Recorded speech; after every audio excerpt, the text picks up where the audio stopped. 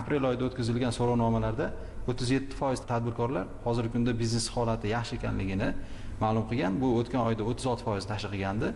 Shuningdek, 40% tadbirkorlar mahsulotga bo'lgan talab o'sganligini ma'lum qilgan bo'lsa, 23% tadbirkorlarda ishchilar soni oshganligini ma'lum qilgan va bu o'tgan oyda 21% tashkil qilgan. So'rov natijalari biznes faolligida ijobiy o'zgarishlar davom etayotganini ko'rsatmoqda. Endi biznes muhiti indeksining tarmoqlar kesimidagi tahlillariga e'tiboringizni qaratamiz. O'tgan yilning mos davriga nisbatan barcha tarmoqlarda o'sishga erishilgan.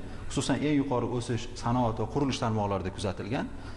Sanoat tarmog'ida o'sish o'tgan yil mos davriga nisbatan 5 bandga oshib, 65 bandni tashkil qilgan bo'lsa, qurilish tarmog'i 17 bandga oshib 68 bandni tashkil qilgan. Shuningdek, qishloq xo'jaligi ham 63 bandni hamda xizmat ko'rsatish 56 bandni tashkil qilgan.